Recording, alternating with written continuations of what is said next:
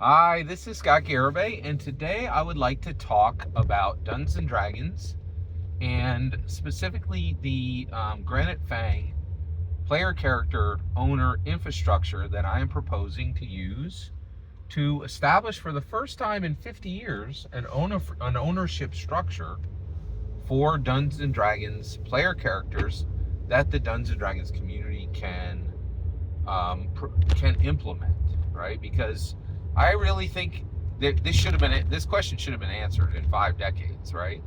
But I understand it's incredibly complex, and I think the longer it goes without this being established, right, then somebody who shouldn't establish it is going to establish it. I don't think that D&D's owner should establish this. I definitely don't think that any other. I really think the right group to establish an ownership structure for Dungeons and Dragons player characters is the D&D community itself, right? And so I'm proposing it to start this dialogue, right? And today what I want to talk about is provenance. All right, so we've talked about ownership of a player character, what that entails, when it begins, what are the statuses for a player character, right? Who decides those statuses? Who owns the right to tell a player character's story? When can it be told? Who can it be told to? We've discussed all that, right? Well, if you're going to have ownership, there needs to be a record, right? I think one way that ownership is established is a record, right?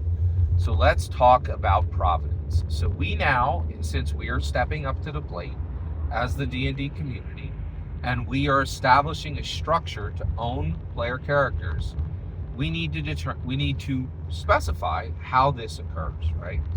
And again, we're going to have to break Dungeons and Dragons tradition to establish this new ownership structure. Okay, so let's get into how we break D&D tradition and how we establish ownership on a player character. Provenance. So what is provenance? This is a long time, well-oiled machine that has been completely worked out in the art community. All right, so let's take the Mona Lisa, right? The Mona Lisa is the most famous painting in the world. It is owned, I believe Mona Lisa is owned by the French government at this point, right?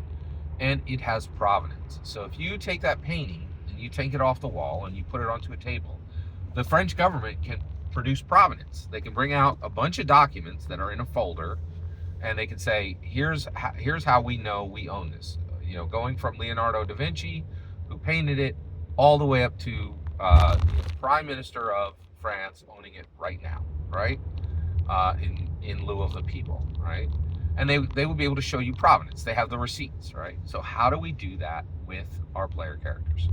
So the way that you would do this is the absolute minimum provenance that would be required to establish ownership would be specifically would be to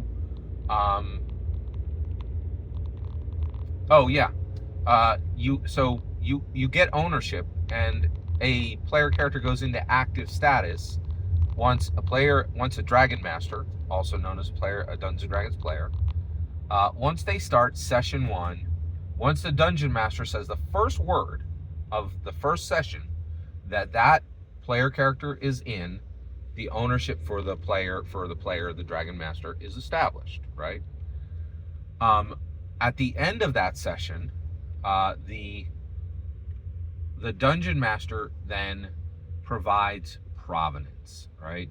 They sign the back of the player character, right? Also, every Dragon Master should sign the back of that document. All right, that is strong provenance, and that establishes strong provenance for owner of a player character. Is it required? No, it is not. Right? You could tell people, hey, I played this character. These are the people I played with. These are the Dragon Masters. This is the Dungeon Master. That you still own that character, right? But provenance is a way to prove that you own that character, right? And real names should be used, real dates should be used, and this is a great way to establish strong provenance. Going forward, you should just create a blank piece of paper, write the player character name at the top, and every session, everyone should sign everyone else's sign and date on the blank piece of paper, right? The first time when it's initiated, it should literally be on the back of the player character itself, right? But after that, just sign on a blank piece of paper that goes along with that player character, with the player character name and the player's name at the top. And this is it. That's it. Just a written record of who dungeon mastered, who dragon mastered with that player character, and the dates. And that's Provenance. It's not necessary to prove that you own it, but it is strong proof that you own it. And it's a good, sound system for establishing and proving ownership, okay, of a player character. And this is I don't need to prove this system. This system's been working for literally centuries, and this is well tested, well proven out in the artistic community. And it's completely apropos. The player character is many things. One of the things a player character is a beautiful, stunning piece of art. And so Provenance completely is appropriate.